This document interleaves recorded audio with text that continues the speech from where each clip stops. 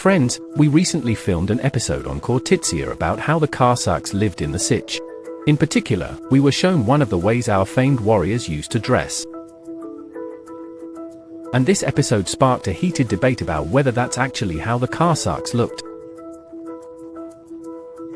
Did they wear baggy trousers? And in general, where did that stereotypical image of a Cossack in baggy trousers and a blue jacket, which we all know so well, come from? After listening to your comments and feedback, we decided to explore this topic more thoroughly.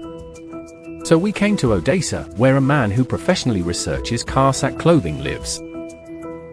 We learned a lot of interesting things about the Cossack wardrobe. I promise, you'll be surprised too. My name is Akim Galimov, and this is Real History.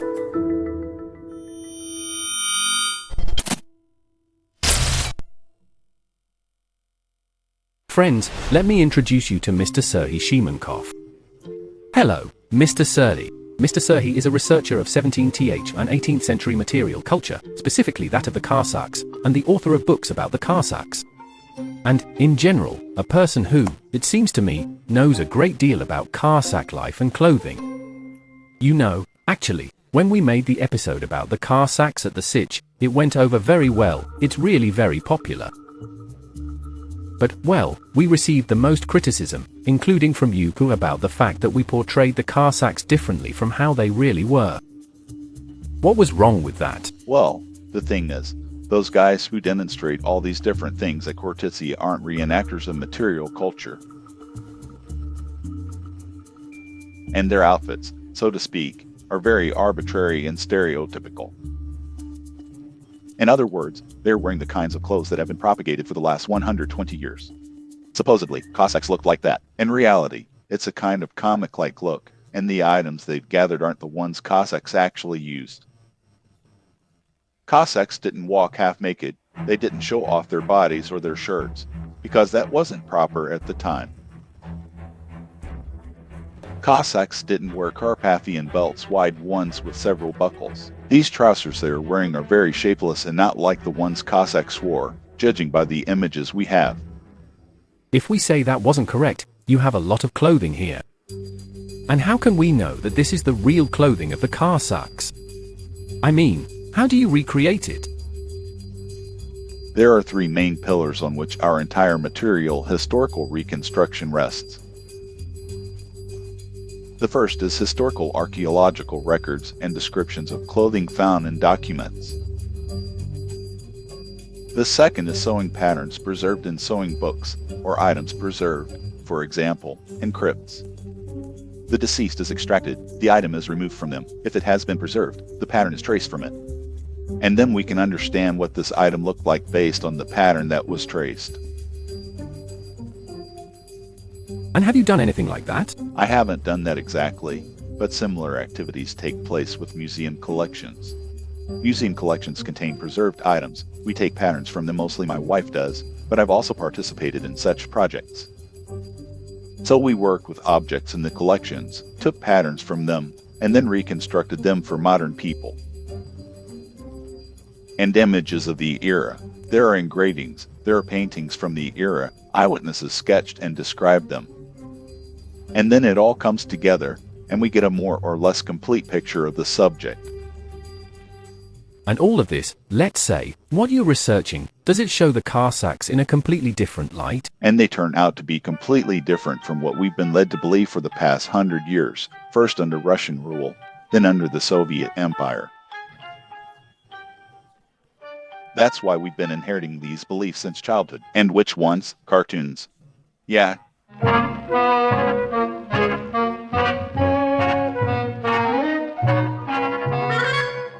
Images by some Soviet artists, book illustrations. Where are these stylized Cossacks depicted? The people who drew these things didn't care at all about the history of the costume. And that's where we get those Cossacks in big red baggy trousers, with bare bellies, and shirts. In embroidered shirts. And embroidered shirts that didn't exist in the days of the Cossacks. I mean, shirts weren't embroidered back then. But I thought that it was from those times, when? No, Cossacks didn't embroider shirts. Well, but did embroidered shirts actually exist back then? No. So embroidery didn't exist? And what was the point of embroidered shirts if people wore 2 or 3 layers of clothing over their shirts? Actually, I'm sorry, it's just this question, I think it will interest many of our viewers regarding embroidered shirts. So did they not exist at all, or did peasants have them after all? Let's put it this way. Some wealthy peasants might have had an embroidered shirt, a one-ins one. We're only talking about one-in shirts.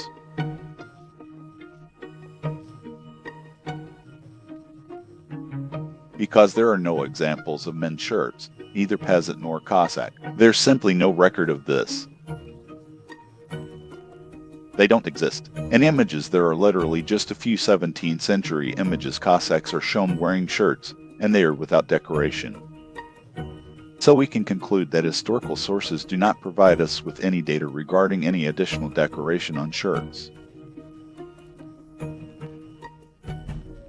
Look, listen, well, friends, you see, here's an interesting little tidbit. If we've just learned that Cossacks didn't wear embroidered shirts, then we can expect something very interesting that we'll learn today. Well, let's do it. Better to see it once. Yes, let's look at an example of this clothing. Anatoly, we're inviting you over here. Show yourself.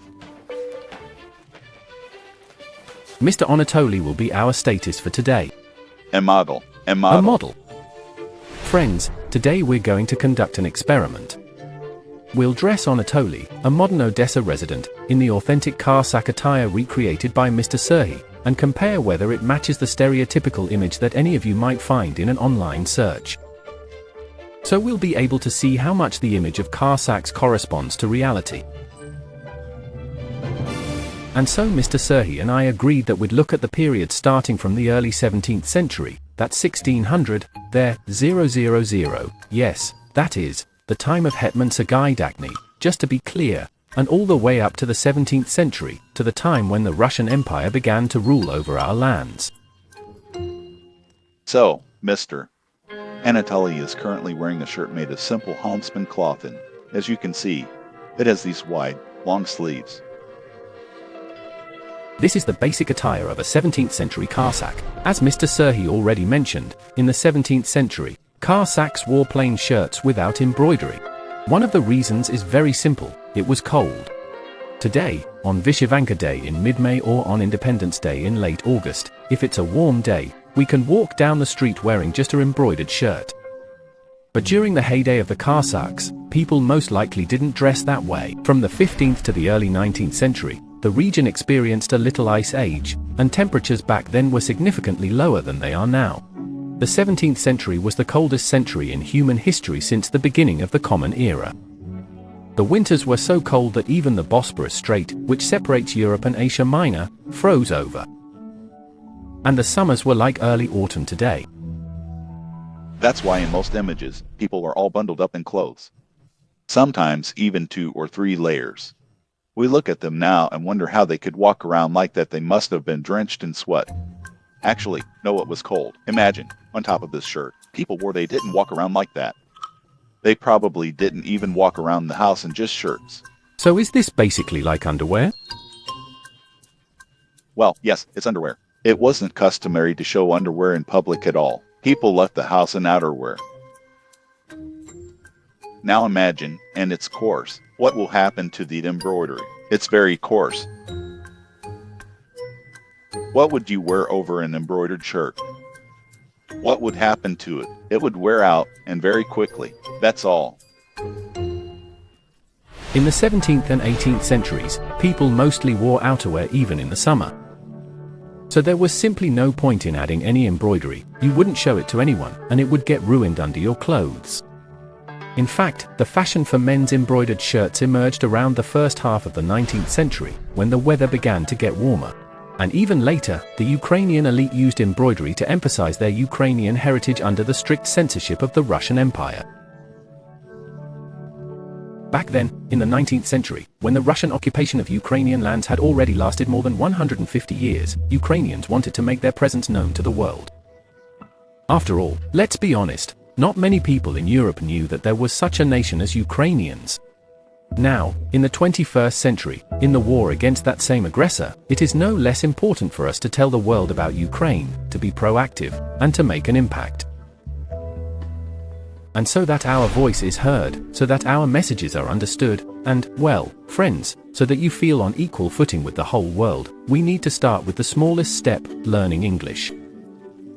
After all, it is the language spoken by the entire free world. And EnglishDom offers not just help, but complete freedom in learning English. Friends, they've truly created all the conditions for a comfortable and engaging learning experience. You can try it yourself with a free trial lesson using the QR code or link in the description below this video. By the way, they'll also assess your current level there. At EnglishDom, lessons are one-on-one with a professional teacher via video call, so you'll get maximum attention. And for practice, there are lots of fun activities in English and handy apps. And it's all brought together on a single platform. And, of course, the class schedule, course focus, and even the teacher will be tailored to your needs and preferences. Well, just give it a try. In short, there are plenty of benefits to this offer, so be sure to scan the QR code or click the link below the video and choose a convenient time for your free lesson at EnglishDom. Plus, use the promo code HISTORY10 to get a 10% discount on course purchases. Learn English and discover a world of new opportunities.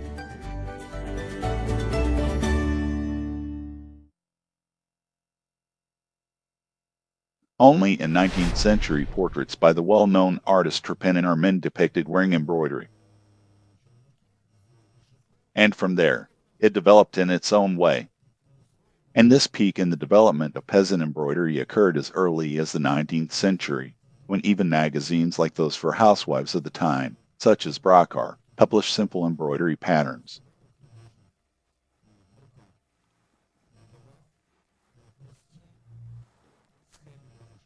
And these simple embroidery patterns, which were printed in magazines, were taken by housewives and copied.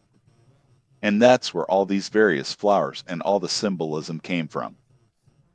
And this was as late as the 19th century? This was as late in the 19th century. I was convinced that the Vyshyvanka represented millennia-old traditions. Some say that those patterns contain a coded message of the nation.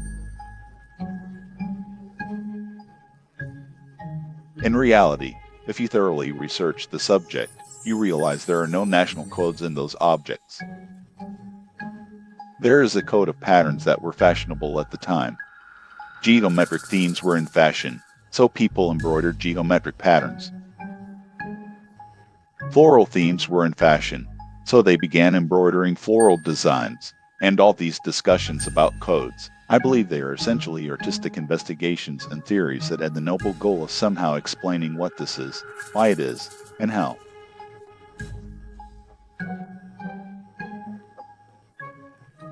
And that's why such theories came up. But how do you prove these theories? I think we'll have plenty of comments on this episode as well. It's simple. Provide evidence. There's evidence, there's a discussion. If there's no evidence, show me a 17th century embroidered shirt, just one. There simply isn't one. They don't exist. Friends, indeed, in those few images from the 17th and 18th centuries that have survived to our time, both Cossacks and ordinary peasants are depicted in ordinary shirts. Mr. Serhii also found no traces of the traditional modern embroidered shirt among men, neither in documents nor in archaeological samples. That makes sense. Let's return to the image of the Cossack, to Cossack clothing from the early 17th century. We can assume that, most likely, such shirts existed. Next, we see not wide, but rather narrow-cut waistwear, which is referred to in the literature as a brania.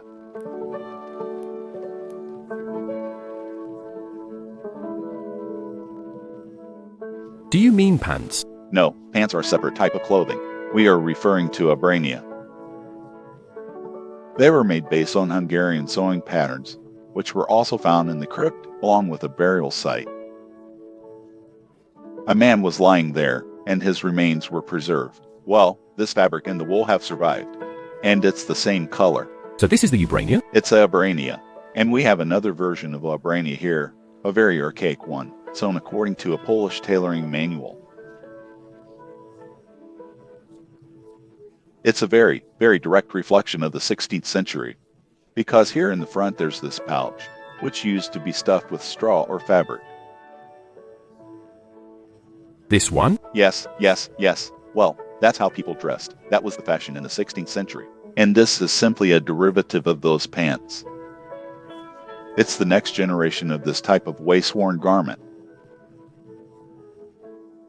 Notice, it's attached to the heel. Yes, attached to the heel. Really? Well, look at them, they're really tight-fitting, aren't they? Yes, they fit right along the leg, but they're comfortable because sometimes people say you can't walk in them, can't get on a horse, can't sit down on a chair. That's not true, because the cut is designed so that there's a seam in the back and these little tabs. And as a result, when a person sits down, the fabric stretches and these tabs take the strain, pulling tight. Cossacks wore similar pants at least in the 16th and the first half of the 17th centuries, because the cut dates back to 1640. 1640? 1640, and in the pattern book, people draw pants like these as an example for sewing. So, in Serhii Shamenkov's time, the Cossacks wore such similar ones, at least similar abrania. Why do we call them abrania? Because that's how they are labeled in the pattern book. Abrania. And we find countless references to these very terms in various documents describing the clothing of Ukrainians of that time, especially in records of stolen goods and court documents, which mention abrania, abrania, abrania. The colors mentioned there are red, blue, and black. Friends, this is incredible. The real image of a Cossack that is emerging here is already radically different from the one we're used to. Instead of an embroidered shirt, a plain shirt. Instead of baggy trousers, tight-fitting ubrania. It's scientifically incorrect to call these pants, but in fact, they resemble ordinary modern pants from a mass-market store. Now let's see what our Cossack is wearing on his feet. Here we have a version of Hungarian boots. We can technically call them Hungarian because this was a widespread fashion trend. It was common to Hungary, the Polish-Lithuanian Commonwealth, and Ukrainian territories. For example, there's a picture of a Ukrainian officer standing, taking an oath, or at some kind of ceremony. And 2 or 3 figures, this is from the 1660s-70s, are standing in exactly these yellow boots. And in narrow-legged abrania, by the way. It's pretty cool, actually. And they look very modern there. There's the sole. Can we take a look at it? Yes, they're also made based on one of the archaeological samples. So this is a replica of an archaeological find. And once again, breaking the mold. Instead of the usual red boots, we see, of course, that they wore boots, but in other colors. The Cossack is dressed in leather boots that were fashionable at the time. Even today, they resemble trendy vintage shoes. What did they wear on top? They might have worn a sermiaga on top. This is one of the most common references to Cossacks and Cossack outerwear. It is a white and dyed sermiaga. This is what the sermiaga Mr. Serhii is talking about looks like. It somewhat resembles a modern white demi-season coat. Blue and red jupans were sometimes worn by Cossack commanders, but the main type of outerwear for an ordinary Cossack was the white sermiaga. Why specifically that? Because it's 3 times cheaper than a jupan. It's made of a dense material that repels both moisture and, for example, sparks from gunfire. Yes. Or imagine, for example, 50 Cossacks firing their guns, and sparks from the shots flying in all directions. It's basically a fireworks display. I've experienced all of this. I've done reenactments and participated in battles. And what's the difference, you ask, between a sermiaga and a jupan? Well, a jupan looks the same to me. Well, it's similar. A sermiaga is a simpler version, a peasant one. Why peasant? Because it was mainly peasants who sewed them from homemade peasant cloth. It's denser, simpler in cut. It had no lining. It had no buttons. In other words, it's simpler in terms of materials, so it was cheaper to make. And it's durable enough to withstand all sorts of challenges. Because Cossacks don't just walk around and shoot, they also dig trenches, they dig and fortify the camp, and they crawl under those carts. Imagine what happens to a rather expensive jupan made of thin wool. It gets ruined. It gets ruined, so you can wear 3 sermiagas on a military campaign instead of that one jupan. So, the main outer garment during Cossack military campaigns is the sermiaga, but Mr. Serhii's sermiaga is a museum exhibit, and we were afraid of damaging it during filming. So we used a white jupan for our Cossacks image. It was more of a ceremonial or formal outfit. Oh, listen, guys, it's really beautiful. That's roughly what it looked like. So that's what a Cossack looked like? Or could any ordinary person, any man, have looked like that? Well, probably not a peasant. At that time, a Kiev townsman, for example, could have looked like that. And, accordingly, any Cossack, whether from Kiev or from the Kiev registered regiment. If you're saying it could have been both a townsman and a Cossack. Well, first of all, And to distinguish them, I mean, there wasn't any kind of uniform. well, there wasn't a uniform in the literal sense. But you could say that this white Serhii was a kind of prototype for Cossack uniforms, because references to Cossacks purchasing and wearing specifically white Serhii run like a red thread, so to speak, from the 17th to the 18th century. Even from the mid-18th century, there are references to a Cossack being sent on a shopping trip from a certain camp from the Sich, and he bought a total of 150 white Serhii and jupans.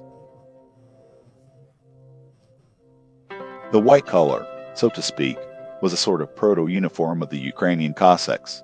There is a mention, in fact, a unique record of a Cossack from the Kiev registered regiment who was wearing a white jupan when he was taken prisoner along with the regiment's officers and others.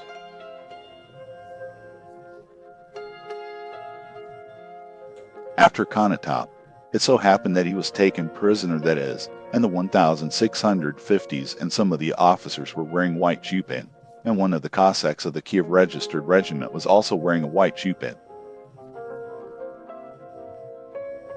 Well, but you did mention the city, for example, a Cossack from the Kiev regiment, and if we look at the Cossacks of the Sich, actually, we were just on Khortytsia, things are more brutal there, but... It's the same. Everything is exactly the same. It's the same territory, the same clothing. For example, there's a Polish musketeer there. He describes the start of K.H. Monitsky's rebellion, and he describes what we see, Cossacks approaching, and they are in white Serhii. Friends, in our episode Who Were the Cossacks Actually, we've already discussed the most logical theory about the Cossacks' origins. If you haven't watched it yet, be sure to do so. In short, the Cossacks were not runaway peasants, as Soviet propaganda told us, but medieval knights who sought to gain glory and wealth in battle. Today's image of a Cossack, shown to us by Mr. Serhii, confirms this theory. As we can see, our Cossack knight is dressed according to the latest trends in medieval European fashion. Tight-fitting ubrania, leather boots, and a white jupan, which could be replaced with a cheap Serhii during a campaign. As Mr. Serhii already mentioned, a medieval townsman who also followed European fashion might have been dressed this way as well. Well, but was there any difference between ordinary people and Cossacks back then? Well, of course, a townsman might not have worn one, but a Cossack had a leather belt. A leather belt on which Cossacks carried weapons, a powder flask, and a whole bunch of accessories. That's an important attribute by which one could distinguish a Cossack from a townsman. Here we have, as a rule, a wallet on the right side.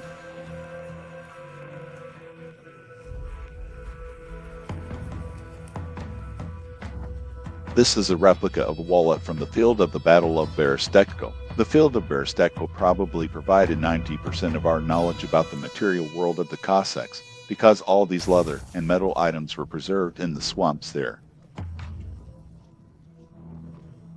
And they were preserved right on the skeletons. As soon as a person died, these items were preserved on them. Friends, this is a famous battle, I think you've heard of it. Yes, the Battle of 1651. The Battle of Berestechko was perhaps one of the largest battles of the Khmelnytsky Rebellion. It took place in the summer of 1651 between the forces of the Polish-Lithuanian Commonwealth on one side and the forces of the Hetmanate and its ally, the Crimean Khanate, on the other. It ended in a victory of the Poles, who, after a series of defeats, finally took their revenge on Khmelnytsky.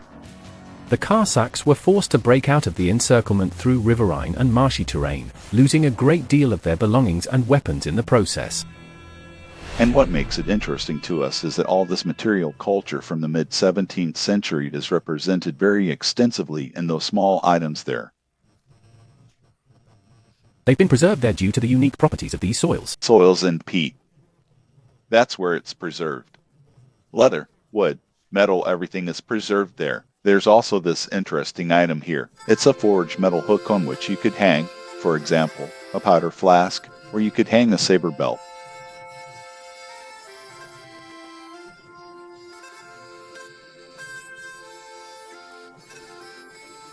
When I was actively involved in reenactment, I wore a saber belt.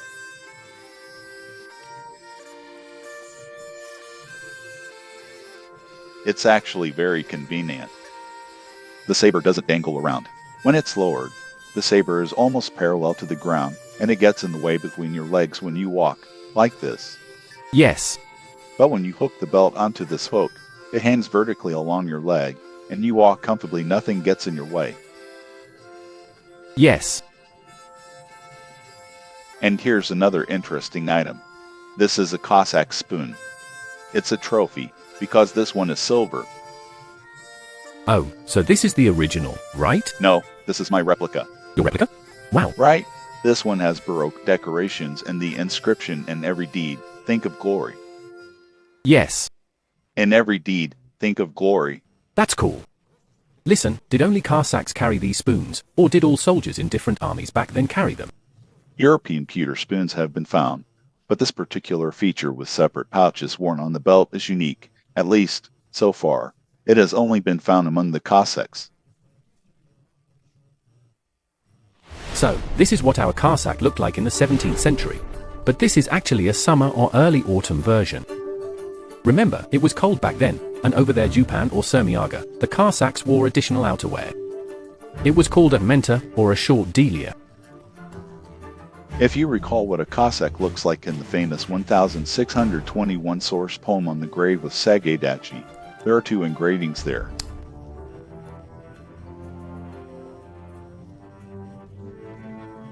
Serhii himself on horseback and a Cossack on foot carrying a musket. He is dressed, well, roughly like this. He's wearing a short delia and a long jupan. True, there are boots there, but basically, this is what a Cossack from Serhii's time looked like. Friends, here is this 17th century engraving that Mr. Serhii is talking about. It is an illustration for the poems on the mournful burial of the noble knight Petro Kunashevich Serhii.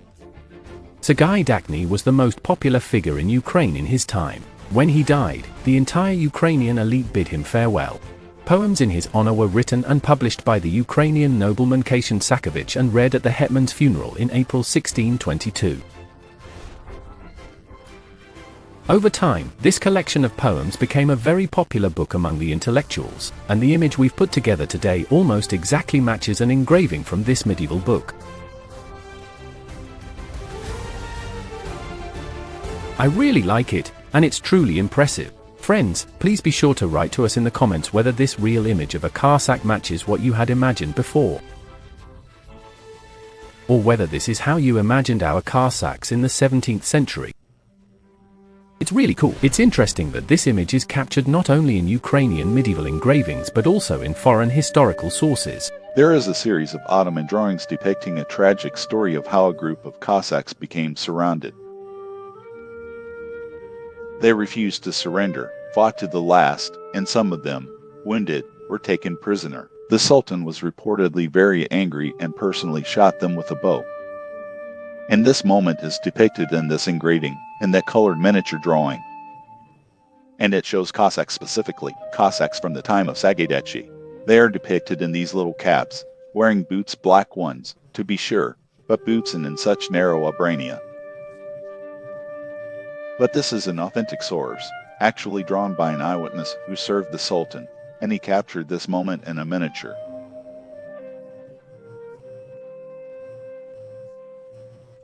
Mr. Anatoly, well, how is it? Let me ask you, is it comfortable or? It's comfortable enough. Comfortable enough. And warm? What? Well, anyway, it's not -degrees, is it? Well, they actually wore this on a daily basis. And then, if it got really cold, they would put on a delia.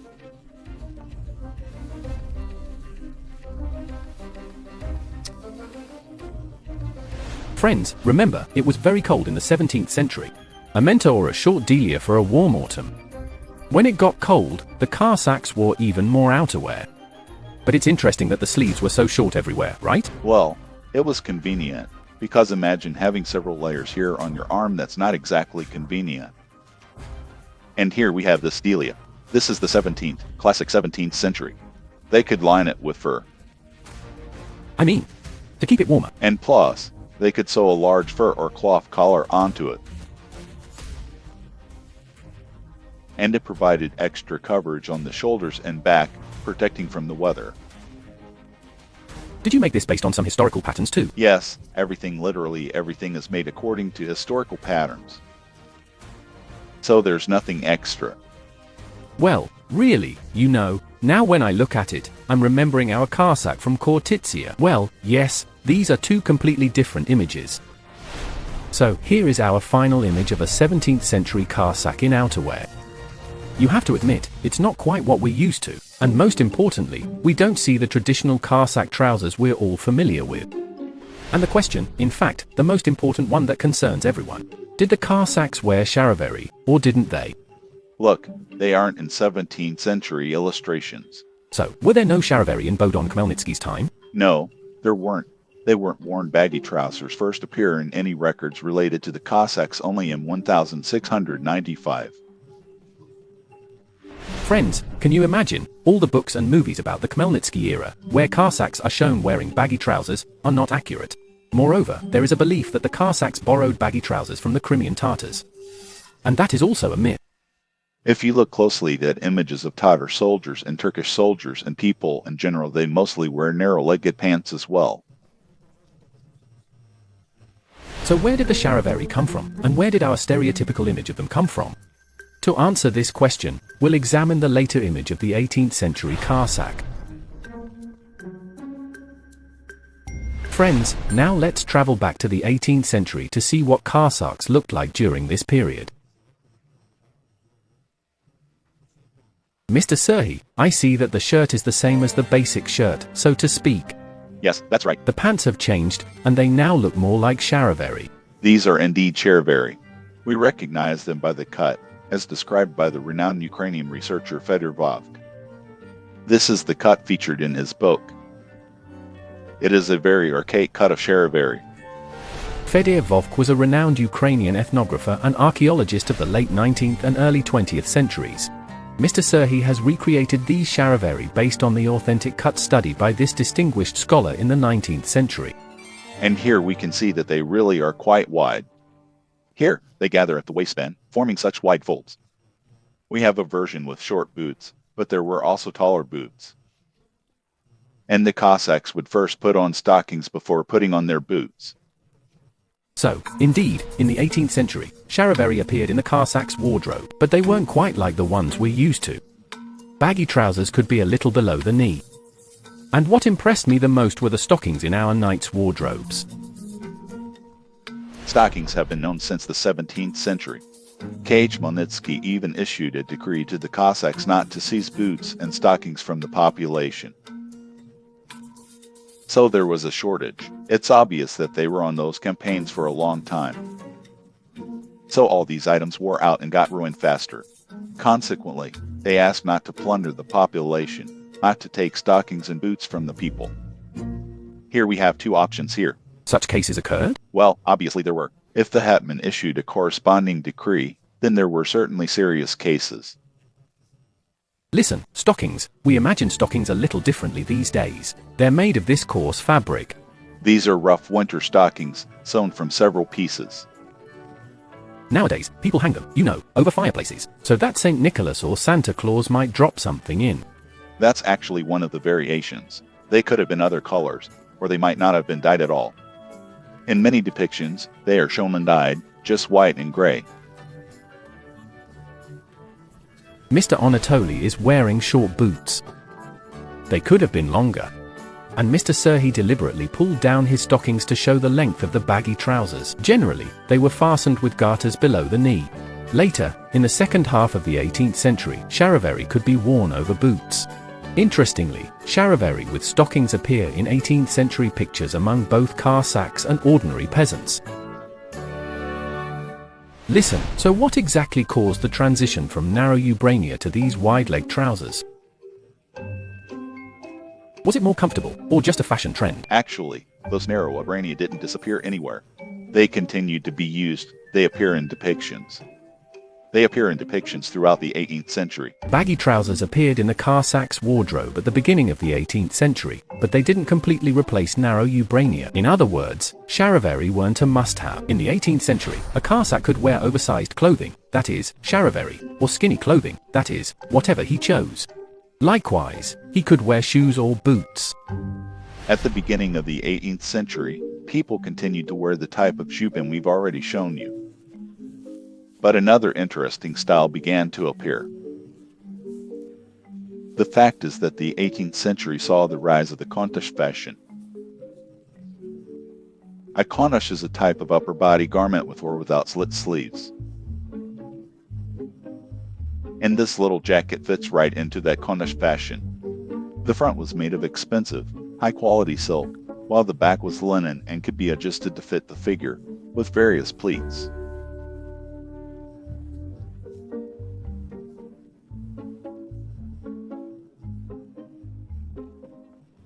Back?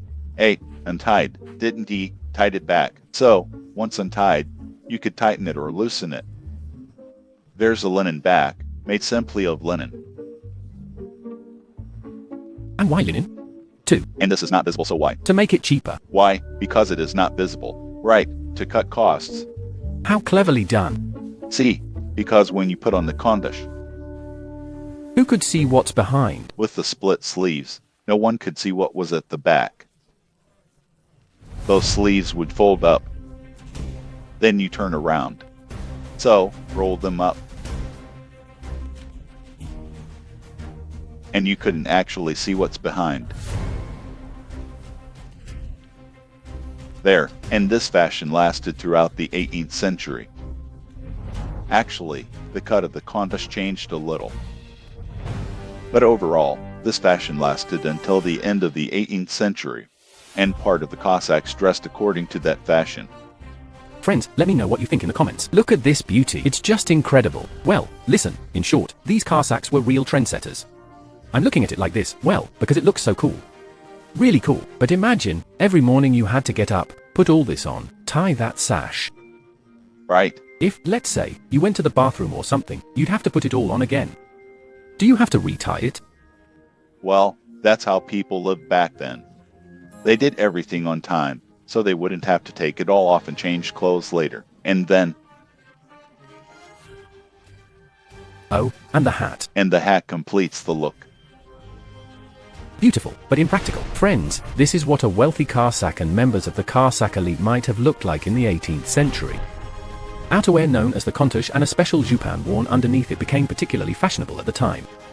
On their feet, they might have worn boots, short or long, tight-fitting ubrania or baggy trousers, which, admittedly, could vary in length, and were almost invisible under the layers of outerwear. And this image of baggy trousers, this sharovary, is deeply, well, firmly rooted in people's minds. Well, where did this come from? I mean, how did it become so deeply ingrained in our consciousness, and thanks to what? References to sharovary date back to 1695, when there is a record in the documents, as payment for service to the Cossacks of the right riverside, that is, the side that was under the Polish-Lithuanian Commonwealth at that time. The left side was under Muscovite control, while the right side was under the Polish-Lithuanian Commonwealth, well, under its protection. So it turns out that the Cossacks who served the Polish-Lithuanian Commonwealth, the officers of those regiments, received, in addition to the regular pay, fabric for making baggy trousers. This is the first mention of sharovary in the context of the Cossacks. Roughly speaking, sharovary entered the Cossacks' wardrobe at the very end of the 17th century. Friends, it's interesting that sharovary are first mentioned in right riverside Ukraine, rather than in left riverside Ukraine or in Zaporizhia. This, again, does not fit the myth that the Cossacks adopted sharovary from the Crimean Tatars, with whom they had more contact in the Zaporizhia region. Most likely, sharovary made their way into the territory of the Polish-Lithuanian Commonwealth and, consequently, right riverside Ukraine after the famous Battle of Vienna in 1683. At that time, the armies of a united Europe were defending the capital of the Austrian Empire against the Ottoman Empire, which could have engulfed half of Europe. The Cossacks of right riverside Ukraine also took part in that battle. And global conflicts often give rise to an exchange of cultural experiences, even between bitter enemies. The Cossacks, like the Poles, may have borrowed the fashion for sharovary from the Ottomans, who, most likely, had adopted this style of clothing a little earlier following their conflict with the Persian Empire in the first half of the 17th century. Sometime around the 1670s, for some reason, these primarily Persian styles of sharovars, the large, wide ones we're all used to, began to spread among the Turks. What makes them so comfortable? I, for example, have tried on all these variations myself, the narrow ones, the moderately narrow ones, and the wide ones. I also had linen baggy trousers. I didn't find those baggy trousers particularly comfortable.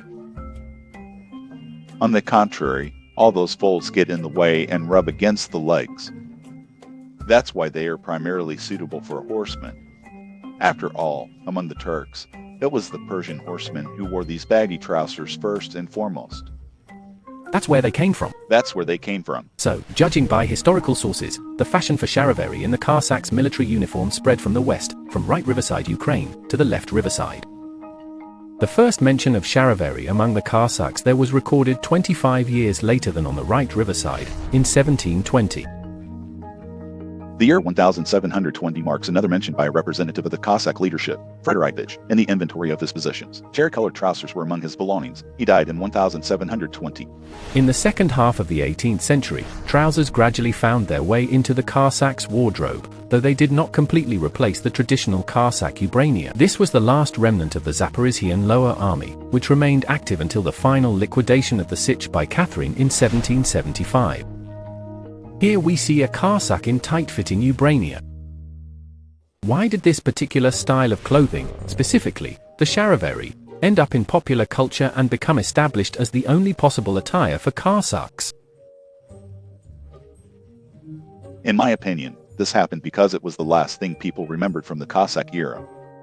The fact is that even after the liquidation of the Sich, some scholars tried to capture the image of the Cossack, who was already fading into history. They sought out Cossacks who were still alive, who had settled mainly along the Don or beyond the Danube, in order to record their image. And one of the interesting, known to us pictorial sources is the manuscript by Pana Shafonsky, who wrote the manuscript in 1786.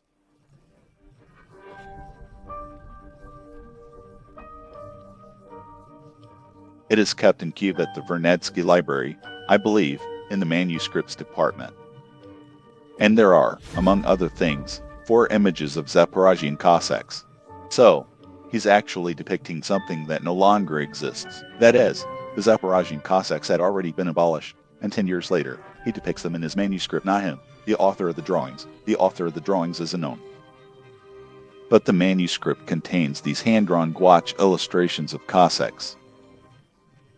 These images are still well known, but unfortunately, they are famous because of the Moscow redrawings. Because this manuscript was never published in its entirety, and it lay in the archives. But someone redrew those illustrations several times, and these redrawings were ultimately included in the 1847 Moscow edition of the well-known History of Little Russia by the author Reichman. Friends, let's go over this again so we don't get confused. In 1786, 11 years after the elimination of the Sich, Opanas Shafonsky wrote a historical work about Ukraine. He describes the men's and women's clothing of Ukrainians and Cossacks, accompanied by illustrations by an unknown artist. These illustrations were redrawn several times by Muscovite artists, and in 1847 they appeared in one of the most popular books of the time, The History of Little Russia by Reigelman. And it was precisely these drawings that formed the basis of the stereotypical perception of Cossacks. Later, during this romanticized period of perception of the Cossacks, that is, the late 19th century, various artists and painters who depicted Cossacks at that time were also captivated by those romantic notions. And they, again, depicted solely Cossacks in red trousers and some fantastical contushes. Again, this was because they hadn't studied the history of that costume. They didn't understand what tendencies there were. In the 20th century, the stereotypical image of a Cossack, necessarily in red trousers, migrated from Imperial Russian ideology to Soviet one. And we still cannot escape this image to this day. Mr. Serhii, today, When we say that this image of Cossacks in trousers was deliberately spread, including in the Soviet Union, what is the ideology behind it? Why was it important to portray the Cossacks in this particular way, and not to show everything you've shown us today? Well, first of all, none of what I've shown today was known in the Soviet Union, because no one was studying the history of Ukrainian costume, and Cossack costume in particular. At this level, in order to create replicas of authentic items and, through them, understand what it all looked like. That's the first point. Second, what did people in the Soviet Union remember? They remembered, once again, those same widespread images we mentioned. That's Riegelman's book with those widespread engravings. And Soviet artists simply imitated all these artistic experiments from the late 19th century and repeated them, and sometimes even exaggerated, that is, in an exaggerated form, all these images. And here come all these bare-chested Cossacks in red trousers, wide as the sea, and blue. And, accordingly, people see this in works of art, in cartoons, in cinema, and have no idea at all and can't even imagine that it could have been any different. Well, you see, it seems to me that now, when I think about those images that were circulated, it seems to me that they were also created to show, to emphasize, to portray this group as frivolous. Because when you look at these Cossacks, it's a cartoon, remember? Yeah, we all love these cartoons. We all grew up watching them. But you see them as just funny characters. They can dance the hopak, but they're not a military force, and they're definitely not about state building. Absolutely. So it turns out that Ukrainians are constantly portrayed as some kind of servants who are supposed to entertain by dancing the hopak, plus they're ridiculed for guzzling vodka and dumplings and so on. And these stereotypes are constantly circulating, but the image of the brave warrior, the Cossack, even ascetic, wearing such simple, austere clothing, these were warriors feared by Europe, feared by the East, and feared by Muscovy. They were inconvenience. Besides, I think that, again, depicting Cossacks in baggy trousers is an image of Cossacks subordinated to Moscow. That is, these aren't the Cossacks of K.H. Chmelnytsky's time or Macepa's time. These are Cossacks who have already been clearly incorporated into the regular Russian army, the military, and the state. That is, without those elements, there's nothing to latch onto that would make it different. To spread the image of the Cossack, already incorporated into the empire, that's all. Thank you. Friends, you see, this is precisely why it's important to learn the real history, to uncover even things that might seem unimportant to some today, like the Cossacks' clothing. In fact, this is also about ideology, and we need to know that our Cossacks looked exactly like this. They were part of European history and built our state here on this land. Thank you very much, Mr. Serhii. Thank you, Anatoly, for bearing with us today. That, my friends, this is a real history.